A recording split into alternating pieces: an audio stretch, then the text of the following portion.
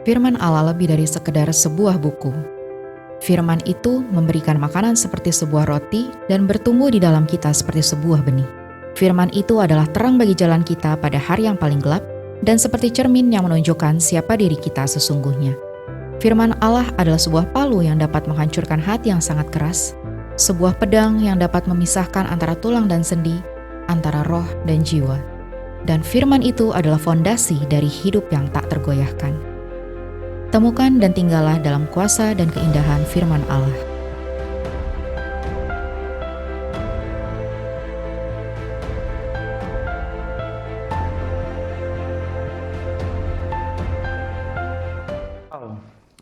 Apa kabar saudara? Selamat pagi, happy Sunday dan selamat tahun baru kepada saudara-saudara semua. Hari ini adalah ibadah perdana onsite kita yang perdana ya. Coba tengok kiri kanan, lihat. Salam satu dengan yang lain, berikan senyum. Selamat tahun baru, katakan selamat hari Minggu. Ya, kita senang bisa berkumpul kembali, amin. Lihat wajah-wajah saudara. Sudah lama kita nggak tatap muka kayak begini. Nah ini sekarang kita tatap muka kembali. Selama 2 tahun kita nggak pernah ketemu tatap muka. Hari ini puji Tuhan semua sehat-sehat dan kita bisa berkumpul kembali. Dan masih ada juga yang di Zoom. Selamat datang pada saudara semua yang di Zoom. Selamat tahun baru, selamat hari Minggu. Amin. Saudara bersuka cita pada pagi hari ini. Amin. Amin. Kita menyembah Tuhan. Lagu tadi katakan yes and amen. Bahwa firman Tuhan itu adalah yes dan amen. Ya dan amin ya. Baik saudara. Kita tadi sudah mendengarkan pengumuman. Ini penting saya ulang lagi.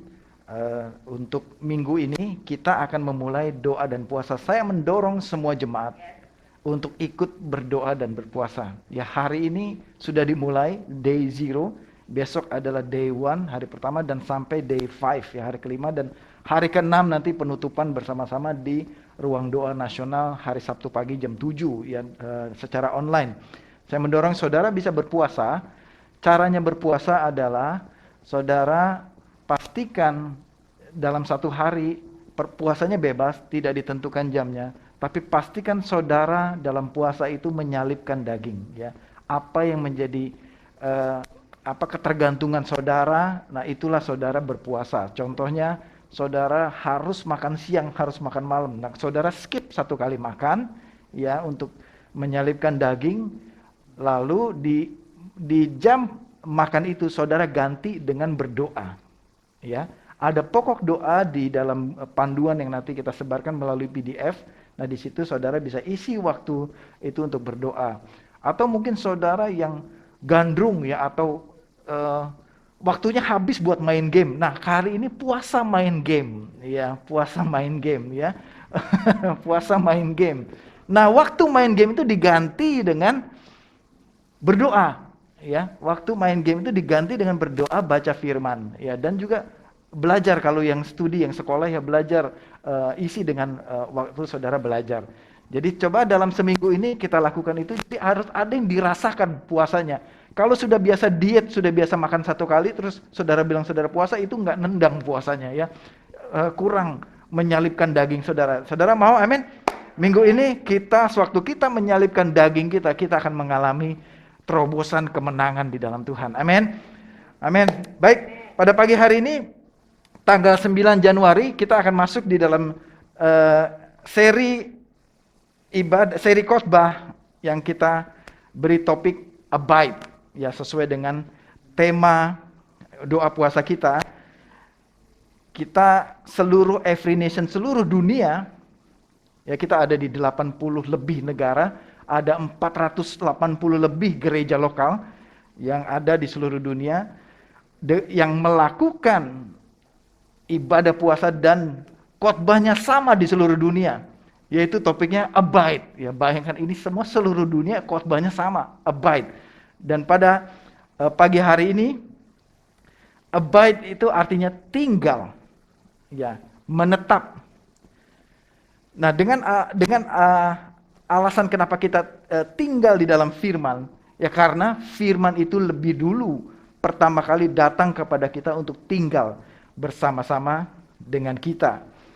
Amin. Jadi saudara, pada pagi hari ini kita mau membukanya dengan kitab Yohanes.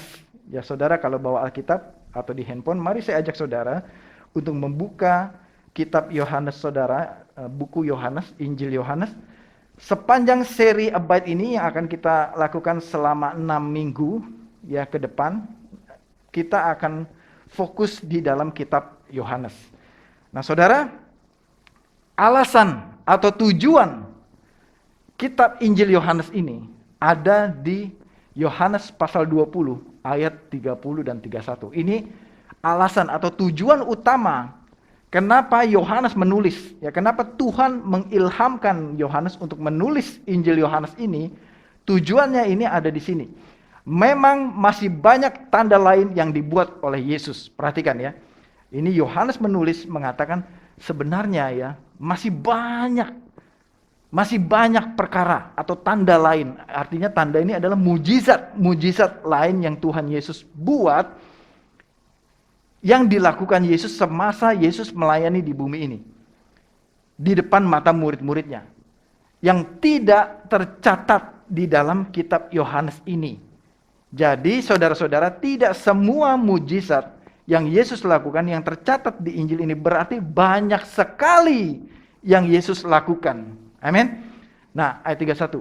Tetapi semua yang tercantum di kitab ini, di Injil Yohanes ini, telah dicatat supaya, ini tujuannya.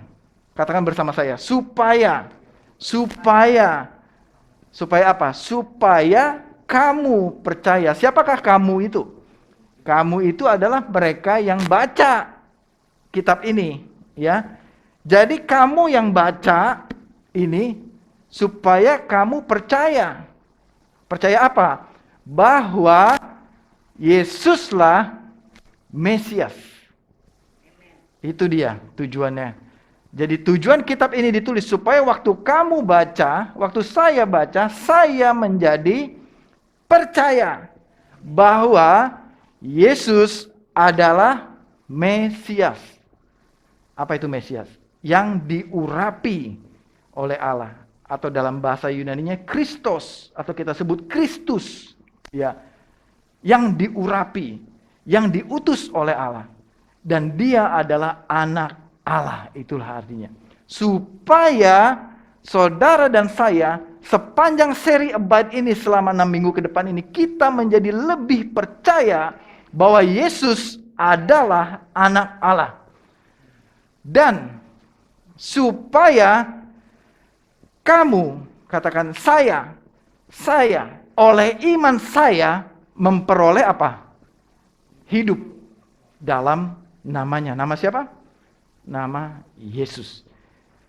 Nah inilah saudara, tujuan kita baca kitab ini. Yang pertama apa? Supaya kita menjadi percaya.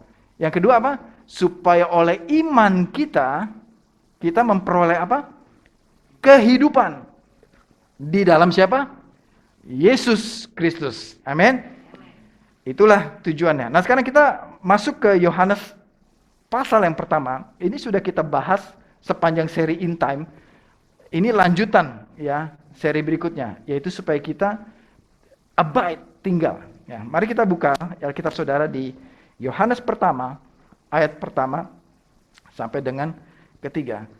By the way, sebelum masuk ke Yohanes ini, saya lupa tadi.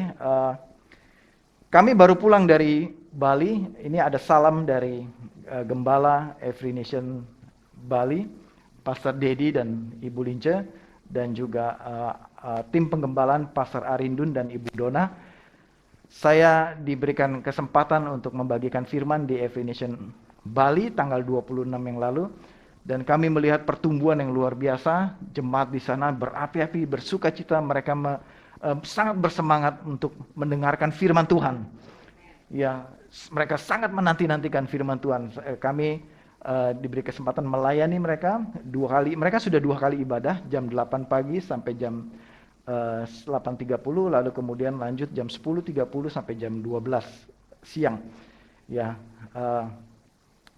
salam dari mereka untuk Kelapa Gading, jemaat di Kelapa Gading, dan kami menceritakan bagaimana pertumbuhan gereja di Every Nation di Kelapa Gading, dan mereka sangat bersukacita. Dan by the way, mereka juga berdoa untuk saudara-saudara di sini, berdoa untuk jemaat Every Nation Kelapa Gading. Amin. Kita bersyukur kita punya saudara-saudara seiman, keluarga ilahi, bukan hanya di Bali.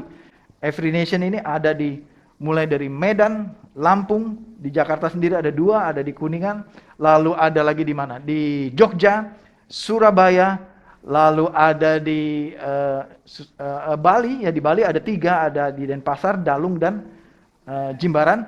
Lalu kita juga ada di Kupang, ya, kemudian ada di Sulawesi, ada di Makassar, Palu, Toraja, ya, ada di Manado, dan kita sekarang sedang merintis di Tentena, ya. Dan kita percaya bahwa Injil akan terus diberitakan. Amin. Ya, kita lanjut ke Yohanes pasal yang pertama. Mari kita akan bedah firman Tuhan ini. Nah, ini saudara, saya mendorong saudara mencatat. Ya, hari ini lebih banyak kita akan belajar seri Abide ini. Kita baca di Yohanes pertama, ayat pertama sampai ketiga. Saya mengundang saudara untuk menghormati Tuhan. Saya mengundang saudara bangkit berdiri. Kita akan baca bersama-sama ayat yang pertama sampai dengan ayat yang ketiga. Ada di slide juga ya, atau saudara bisa buka Alkitab saudara. Kita baca 1, 2, 3. Pada mulanya adalah firman.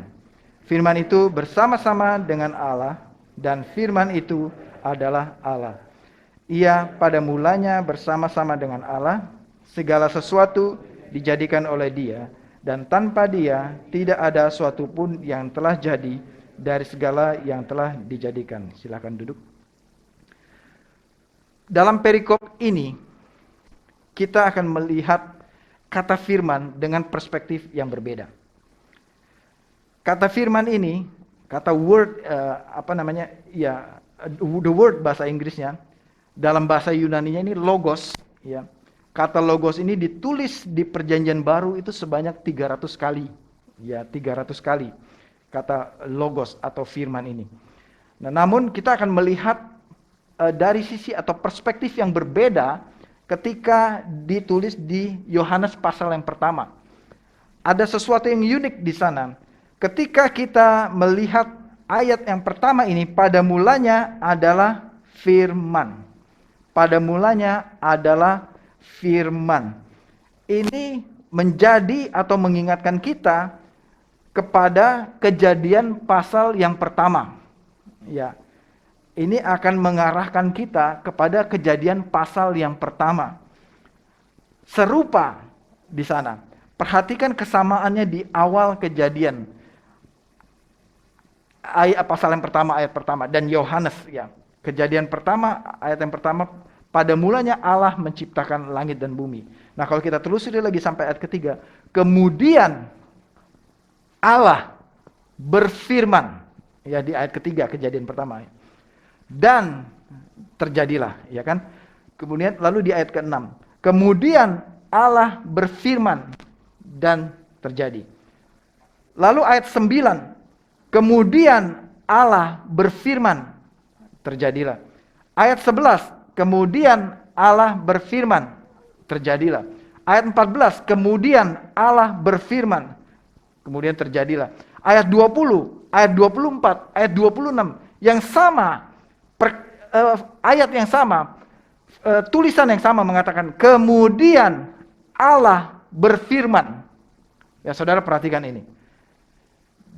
Semuanya diawali dengan tulisan kemudian Allah berfirman, maka terjadilah.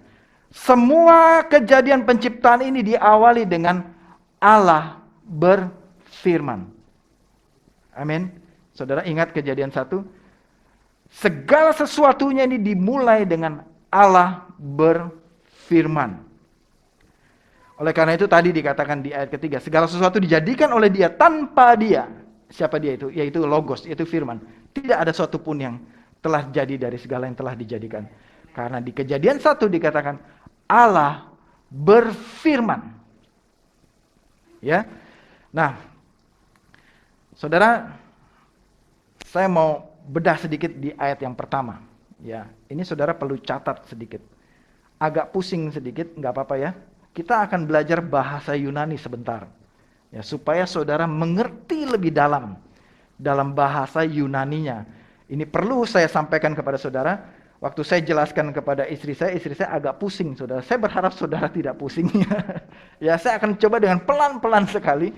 Ya, dalam bahasa aslinya nih, Perjanjian Baru ini Rasul Yohanes menulisnya dalam bahasa tulisan Yunani, saudara. Ya, nah tulisan Yunani ini yang sudah dimodernisasi ya. Jadi berbunyi seperti ini, ada slide-nya. Berbunyi, dia agak berubah ya, ini settingan ininya ya, di laptopnya ini agak berubah. Tapi semoga saudara bisa kelihatan. Dalam tulisan aslinya, NRK, en-ho-logos. Ya. Coba sama-sama saya kita ucapkan. NRK, en-ho-logos. Iya.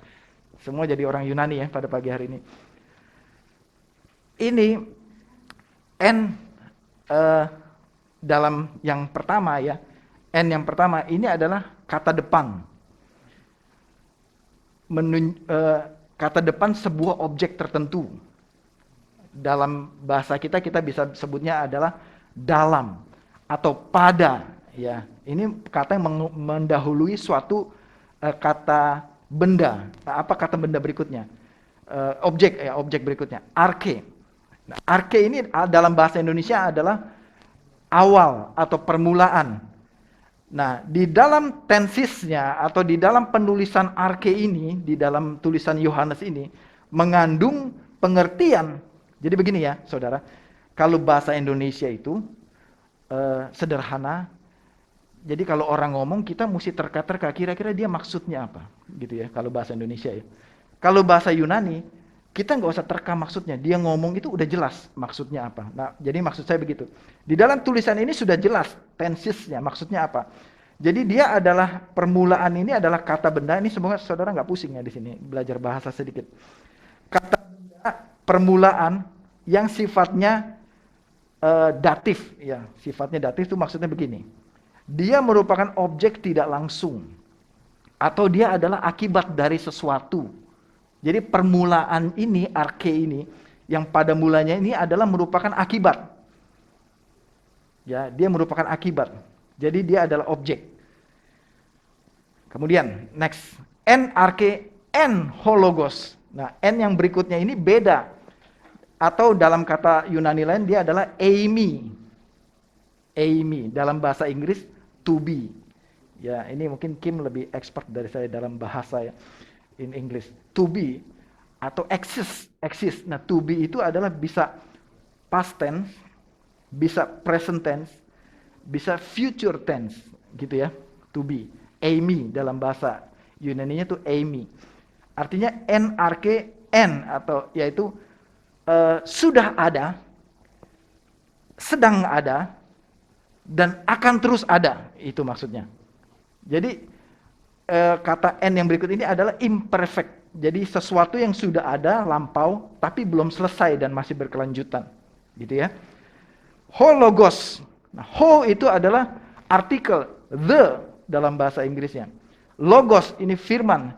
Jadi kalau bicara the word atau ho-logos itu artinya firman yang itu.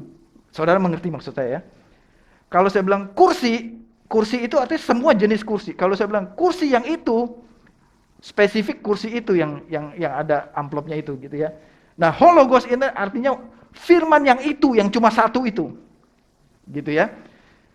Jadi kembali lagi. NRK, en-ho-logos itu maksudnya adalah firman yang itu, firman yang satu itu, dialah yang memulainya.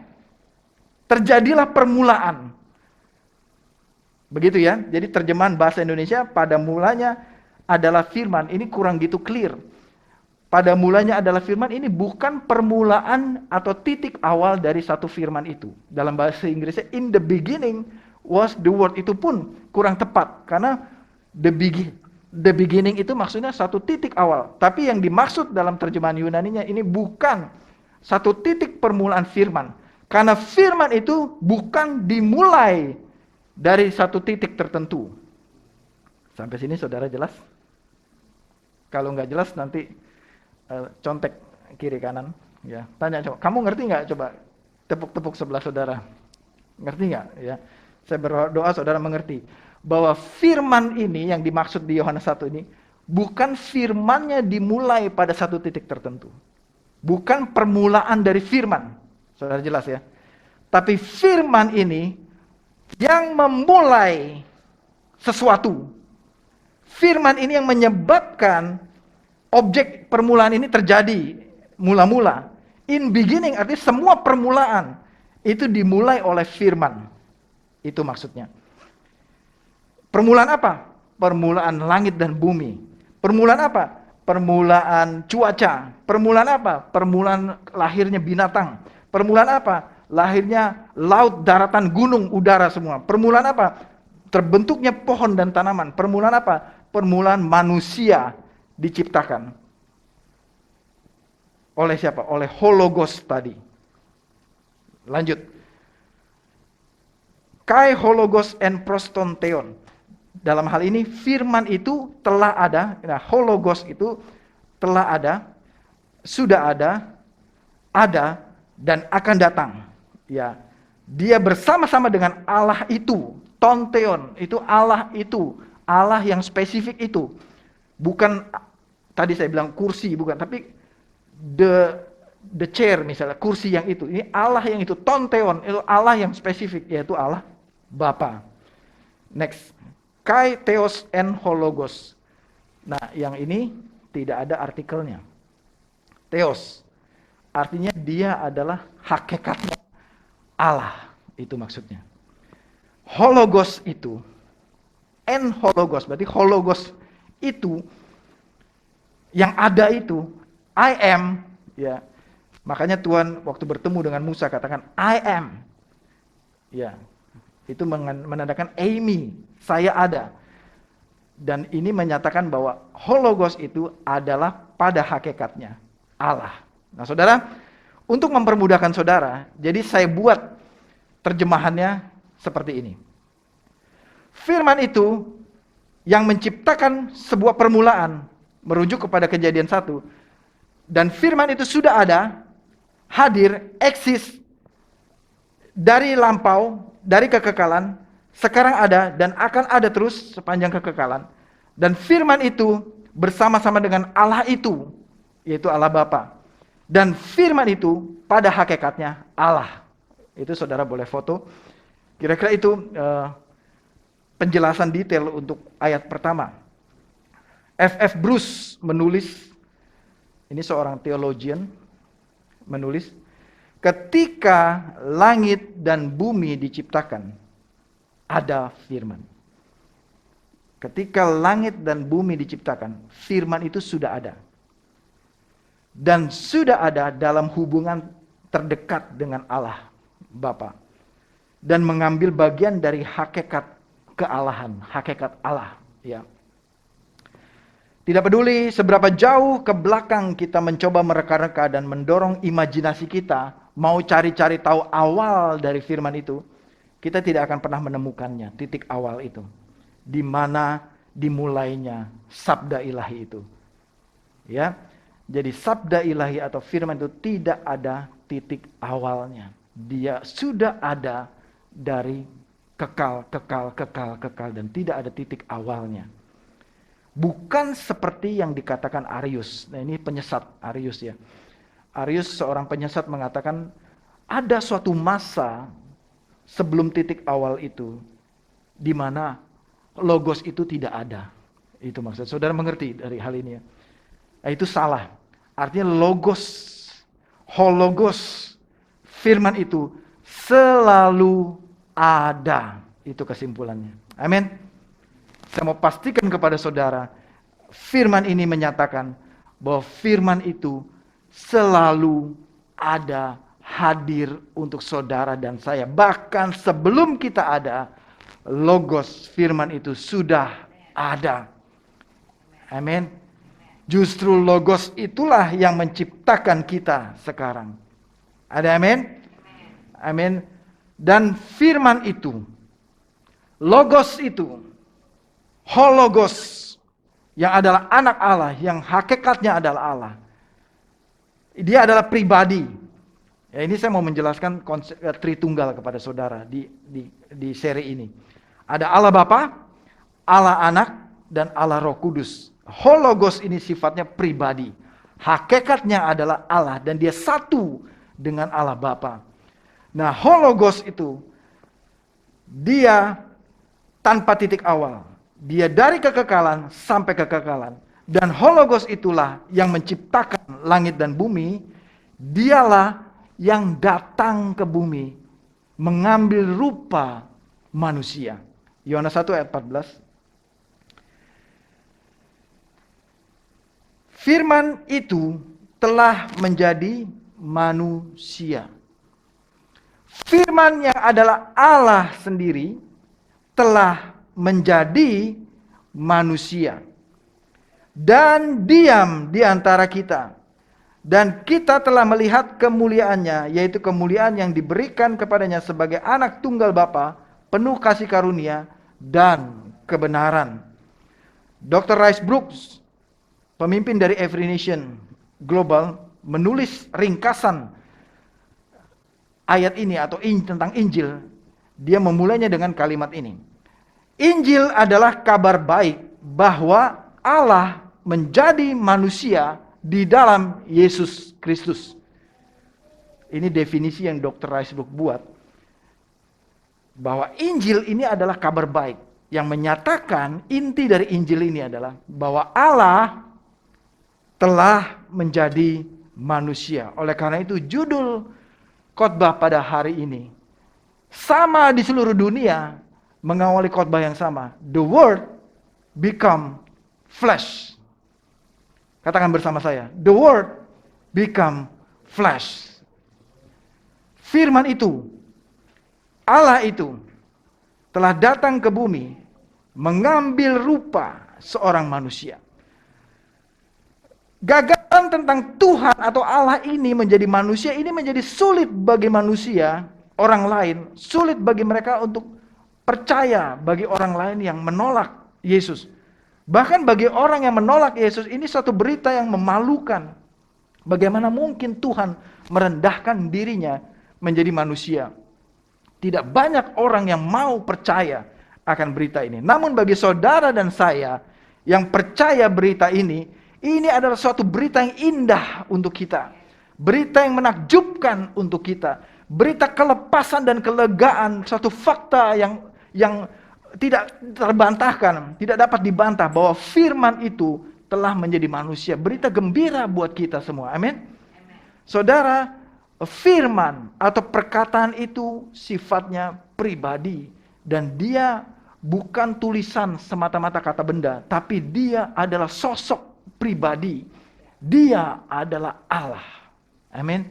Firman itu adalah sosok pribadi. Dia adalah Allah. Dan Allah itu hadir. Dia hadir, Amy, to be, exist. Ya, dia ada. Dan bukti kehadirannya bukan hanya secara kerohanian, secara spiritual. Tapi bukti kehadiran, keberadaan, eksistensi dari Allah Bapa ini, dari Allah Anak ini, dari firman ini. Eksistensinya dibuktikan dengan apa? Dia hadir secara jasmani. Mengambil rupa seorang manusia. Filipi 2 ayat 6 sampai ke 8. Filipi 2 ayat ke-6 sampai 8. Saudara boleh catat ayatnya ini.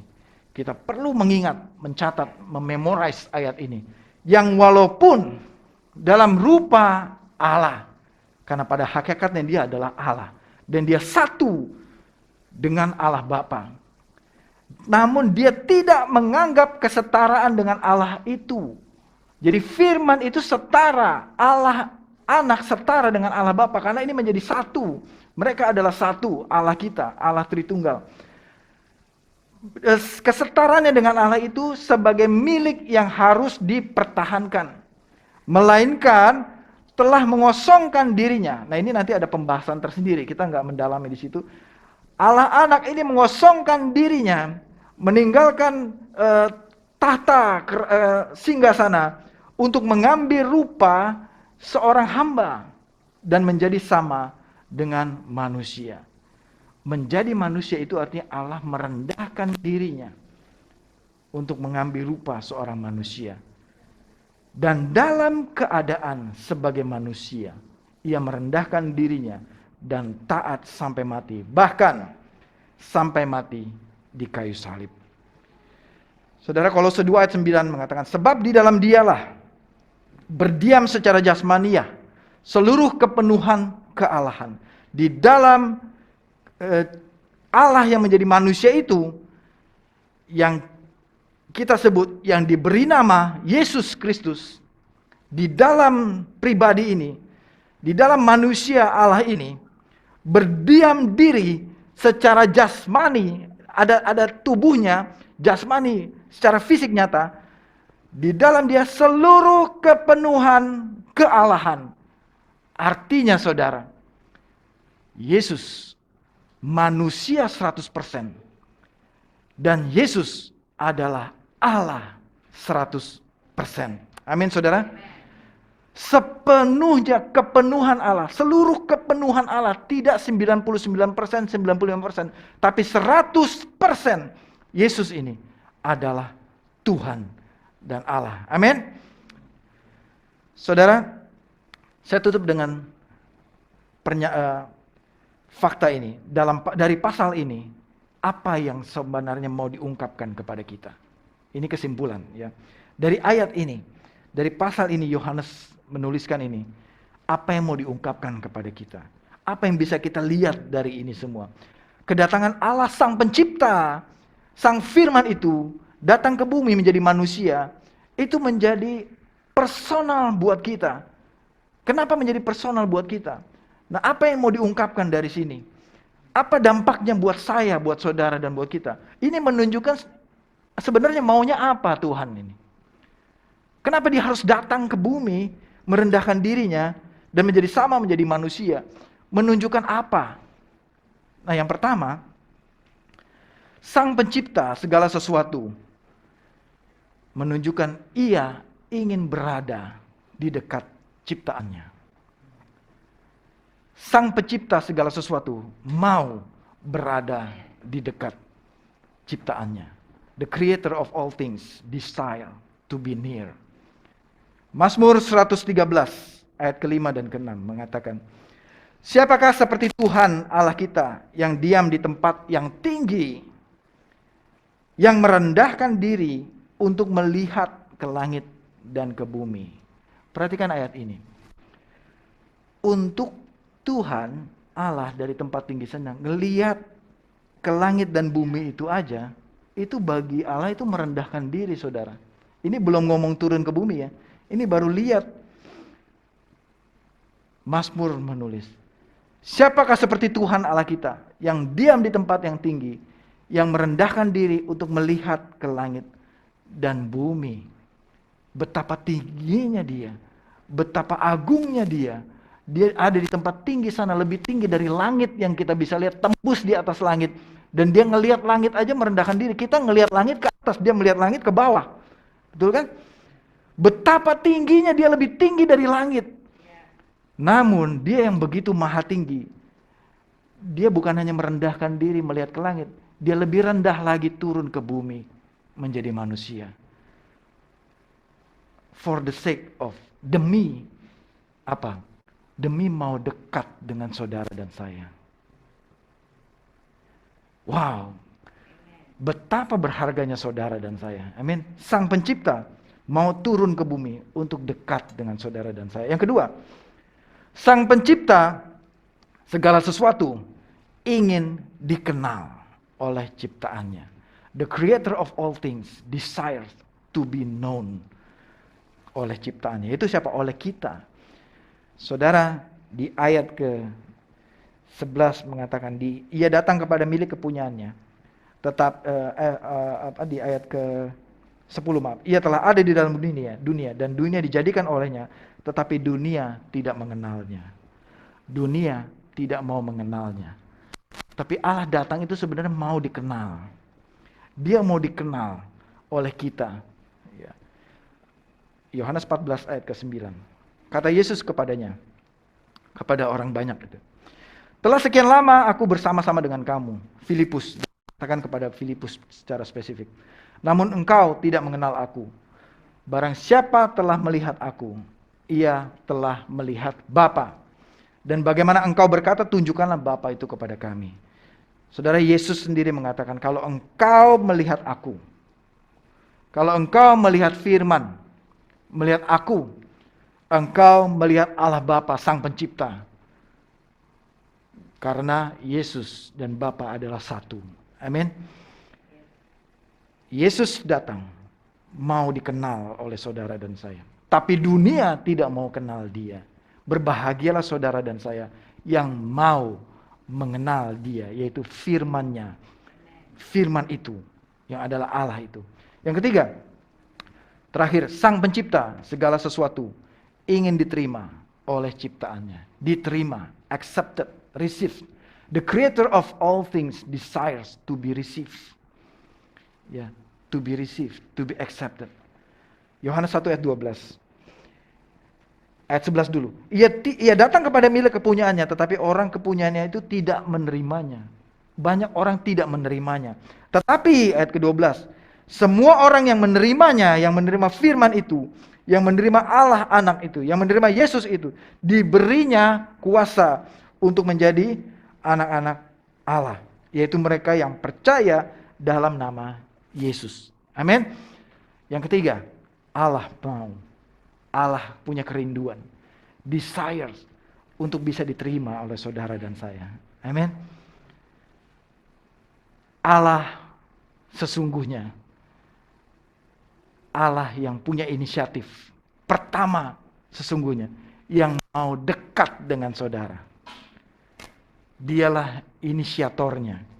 Dialah Allah yang pertama kali berinisiatif mau datang kepada saudara dan saya. Ketika Adam dan Hawa berdosa, Adam dan Hawa ngumpet tidak cari Allah, tapi Allah yang berinisiatif datang mendapati Adam dan Hawa. Demikianlah kepada saudara semua di ruangan ini. Kepada saudara semua, Allah berinisiatif mau datang kepada saudara. Dia mau dekat dengan saudara. Dia mau dikenal oleh saudara. Dia mau diterima oleh saudara. Amin. Dia mau tinggal di dalam hati saudara. Dia mau punya hubungan dengan saudara. Dia mau bersekutu dengan saudara. Dia mau mengenal saudara dan saudara mengenal dia. Dia mau ngobrol-ngobrol dengan saudara. Chit-chat dengan saudara. Dia mau makan bersama-sama saudara. Amin. Dia mau tinggal di dalam saudara. Amin. Itulah kesimpulan dari seluruh penjelasan tadi. Allah Sang Pencipta itu. Dia bekerja demikian rupa, mempersiapkan semuanya. Ini satu Alkitab ini. Semua terjadi ini. Untuk apa? Tujuannya adalah Allah mau tinggal di dalam hati saudara. Maukah saudara membuka hati saudara? Untuk izinkan firman itu tinggal di dalam hati kita. Saudara, minggu lalu saya tutup dengan ini. Minggu lalu kita ke Bali, ambil waktu cuti. Makanya ibadahnya kita pakai YouTube ya. Jadi saudara ikut ibadah YouTube semua, ya 2 minggu, tanggal 26 dan tanggal 2 Januari. Nah, kita ada di Bali, saudara, bukan buat wisata jalan-jalan. Tapi kita pergi ke Bali adalah untuk mengunjungi keluarga kita. Nah ini fotonya, kami punya waktu yang indah, berkumpul bersama dengan keluarga, dan kami punya waktu yang indah untuk mengunjungi juga makam dari almarhum papa mertua saya, dan beliau adalah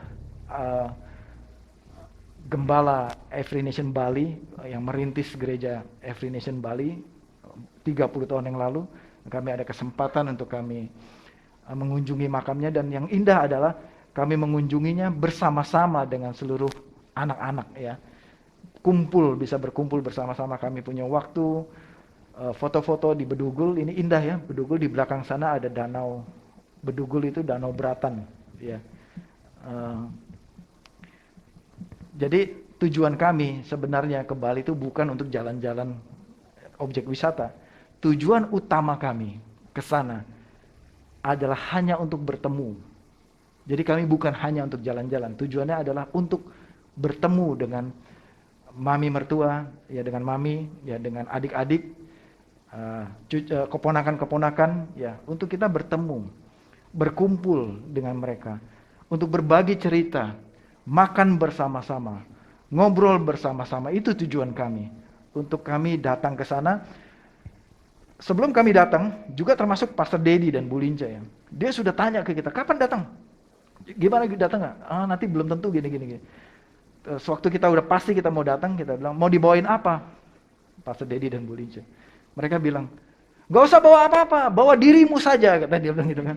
Gak usah bawa apa-apa, yang penting kamu hadir aja gitu. Jadi saudara, kalau kita punya hubungan, ya, kalau kita dekat, seperti keluarga, hubungan, oleh-oleh itu gak penting, ya kan? Yang penting kamu hadir bersama-sama. Jadi oke, kita datang, terus kita juga nggak mentang-mentang gitu bawa tangan kosong, enggak juga. Kita pasti bawa sesuatu kan. Kita datang bawa oleh-oleh, makanan kesukaan. Kita datang juga ke mami, kita bawa sesuatu. Kita bawa makanan kesukaannya, apa yang menjadi kebutuhannya, bawa kepada adik-adik, kita bawa kado dan lain sebagainya. Tapi kedatangan kita utamanya bukan kadonya. Utamanya bukan kita mau jalan-jalannya. Yang terutama adalah hanya untuk bertemu dengan mereka. Mengambil waktu, spend time bersama dengan mereka, itu tujuan. Bersekutu dengan mereka. Tinggal, bayangkan saudara, kita datang sampai di Bali itu jam 12 malam. Hampir setengah 1 pagi ya. Dan mereka masih bangun, masih nungguin kita datang. Ya kita datang dan wah senang, kita ngobrol sampai pagi bahkan ya. Kita sampai ngobrol gitu. Jadi kita hanya untuk bertemu dengan mereka itu sudah sukacita. Dan kita diterima. Tinggal di rumahnya, ya kita dikenal bahkan gitu, udah kucel mukanya gitu, masih dikenal gitu. Ya, kenapa? Karena memang ada hubungan gitu kan, ada hubungan. Coba saudara bayangkan, kalau kita datang itu nggak dikenal, ketok-ketok jam 12 malam, siapa lu? Gua nggak kenal gitu kan. Coba gimana saudara? Wah cari hotel pusing deh gitu kan, nggak bisa tinggal di situ. Terus nggak diterima, gimana tuh? Ya, saudara, Yesus datang. Untuk dekat dengan saudara, hanya untuk bersama-sama dengan saudara. Hanya untuk dikenal oleh saudara, diterima oleh saudara. Saudara, Yesus itu bukan ojek online. Ya. Kalau saudara pesan makanan di aplikasi, pernah nggak pesan makanan di aplikasi? Ya ini nggak boleh sebut merek ya, pokoknya tahulah aplikasi apa gitu ya. Pesan makanan, klik, bayar. Terus datang kan? Ke rumah. Terus apa yang saudara lakukan? Pak, masuk Pak. Ini nih ranjang buat Bapak, nih kamar, silakan tidur di sini Pak. Tinggal 10 hari, 2 minggu, sebulan. Begitu nggak saudara? Oh, jangan harap, ngapain gitu kan. Udah terima makanannya, terus apa? Udah pergi sana gitu kan. Pergi sana. Paling baik saudara apa? Kasih bintang, ya. Mau bintang 1, bintang 2, bintang 3, bintang 4, bintang 5. Lalu apa? Kasih komen. Wah, dia ramah, higienis ya. Kalau saudara baik hati lagi, kasih tip gitu kan, bisa kan kasih tip. Apakah Yesus saudara perlakukan seperti itu? Mungkin kita pernah memperlakukan Yesus seperti itu. Saudara, sekali lagi, Yesus bukan supir ojek untuk antar pesanan saudara. Yesus bukan supir ojek untuk antar pokok doa saudara, ini pokok doanya dijawab nih. Terus abis itu setelah dijawab pokok doanya, udah bye-bye. Yesus udah kasih bintang aja, Yesus klik bintang 5, bintang 7 dah Yesus gitu. Oke. Terus Yesus nggak dikasih tinggal. Saudara, Yesus mau dekat dengan kita secara personal. Dia mau kita mengalami secara pribadi. Tema awal tahun ini, abide. Bukan hanya kita yang diminta tinggal di dalam dia. Tapi dia datang, dia mau tinggal. Bolehkah dia tinggal? Bolehkah dia abide di dalam hati saudara? Bukan seperti supir ojek tadi. Pasti saudara gak kasih tinggal. Tapi Yesus seharusnya kita kasih dia tinggal. Jangan kasih dia pergi. Kasih dia tinggal di dalam hati kita. Amin. Mari kita menyembah Tuhan. Kita awali tahun ini. Katakan semua tentang Yesus. Dia adalah Allah yang setia. Dan semua janjinya adalah yes and amen. Amen. Mari kita menyembah Tuhan.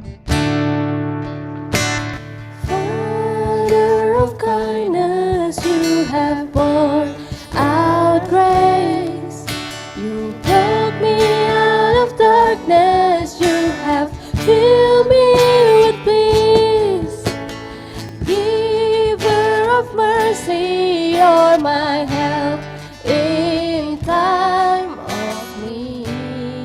Say, Lord, I can't help but sing. Say faithful, come on.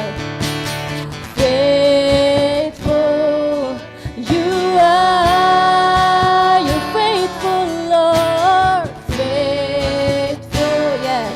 Forever you will be faithful. Faithful, you are.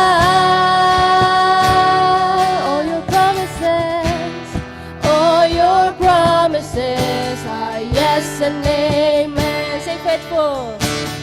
Faithful, you are, you're faithful, faithful Lord. Yes, forever you will be faithful. You are all your promises. All your promises are yes and amen. Faithful you are. Come on, saudara. Faithful, forever you will be. Faithful you are. Amen.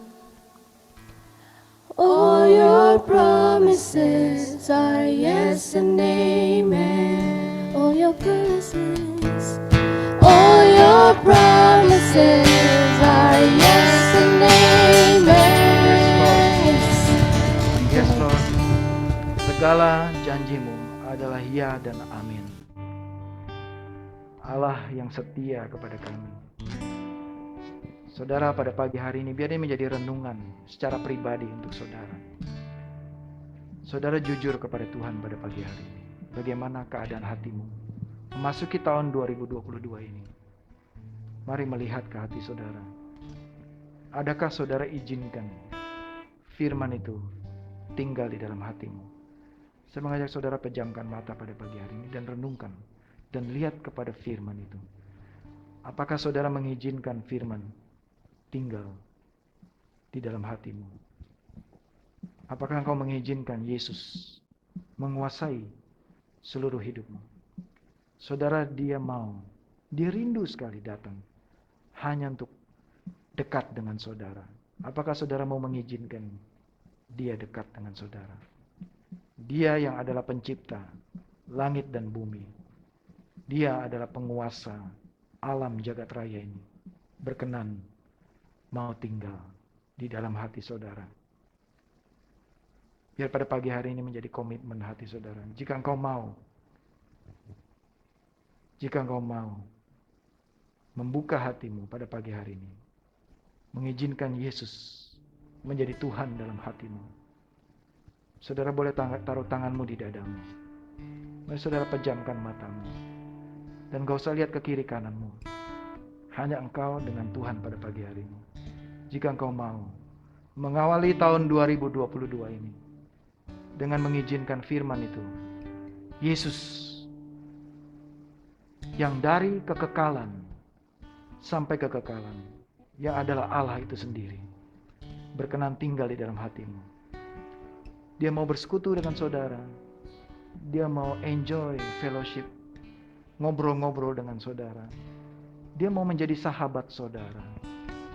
Dia mau menjadi teman saudara. Dia mau menjadi bapa buat saudara. Dialah sahabat sejatimu. Dan dia berkenan menjadi temanmu, menjadi sahabatmu. Maukah saudara terima dia? Saudara yang membuka hati, yang menaruh tanganmu di dadamu, saudara boleh berdoa bersama saya. Katakan bersama saya dalam hatimu. Atau saudara boleh ucapkan dengan mulutmu. Katakan, Tuhan Yesus, pagi ini aku mendengar firman-Mu. Dan aku merendahkan hatiku. Dan aku mau membuka hatiku untuk mengizinkan Yesus tinggal, abide di dalam hatiku. Mengizinkan Yesus, firman Allah Sang Pencipta itu, dekat dengan aku Tuhan. Ampuni aku kalau selama ini aku lari jauh darimu. Bahkan aku pikir Engkau pergi meninggalkan aku Tuhan. Hari ini aku sadar dan bertaubat. Aku mau kembali, membuka hatiku, mengizinkan Yesus menjadi Tuhan dalam hidupku, menjadi Raja dalam hidupku, menjadi Juru Selamatku. Tuhan, ampuni dosa dan kesalahanku di masa lampau, tahun-tahun yang lalu, tahun yang kami jauh dari Engkau. Mulai tahun ini, kami ingin dekat dengan Engkau. Biar firman itu tinggal di dalam hatiku Tuhan, dan menjadi kesukaan kami untuk membaca dan merenungkan firman-Mu. Dalam nama Tuhan Yesus Kristus, aku berdoa Tuhan, bagi jemaat-Mu pada pagi hari ini. Mereka yang membuka hati, Tuhan, Kau berkenan masuk di dalam hati mereka, dan pimpinlah hidup jemaat-Mu ini di dalam jalan Tuhan, kehendak-Mu. Aku mengucap syukur Tuhan, bahkan mereka yang di rumah, yang di Zoom, mereka yang membuka hati menerima Yesus Kristus, tinggal di dalam hati mereka, dan menjadi Tuhan dalam hidup mereka. Biar mulai tahun ini, kami serahkan seluruh hidup kami di dalam pimpinan Roh Kudus, dalam pimpinan Tuhan. Kami ucap syukur Bapa, dalam nama Tuhan Yesus Kristus. Amin. Amin saudara, mari kita bangkit berdiri. Kita akan akhiri ibadah ini dengan doa berkat. Dan juga yang di rumah, saudara bisa bangkit berdiri. Kita akan menerima berkat dari Tuhan Allah Bapa di surga. Jemaat, pulanglah dengan damai sejahtera dan kasih Kristus melimpah dalam hidupmu. Pergilah dan jadikanlah semua bangsa murid Kristus, dan bersaksilah dan ceritakanlah kebesaran Tuhan dan karyanya yang agung dan mulia. Dan jadilah saksi Kristus yang setia. Tuhan memberkati engkau dan melindungi engkau. Dan Tuhan menyinari engkau dengan wajahnya dan memberikan engkau kasih karunia yang berlimpah-limpah. Dan Tuhan menghadapkan wajahnya kepadamu dan memberikan engkau damai sejahtera. Dan kiranya kasih karunia berkat Allah dalam apa yang kau kerjakan, dalam studi, bagi engkau yang sekolah, ibu rumah tangga, bagi para pekerja, bisnismen, berkat ini akan menyertai engkau. Berkat Tuhan akan melimpah dalam kehidupanmu. Dan terimalah berkat di dalam nama Tuhan Yesus Kristus. Kami mengucap syukur, dan semua jemaat yang percaya menerima berkat ini, katakan bersama-sama, amin. Amin. Tuhan Yesus memberkati saudara. Amin.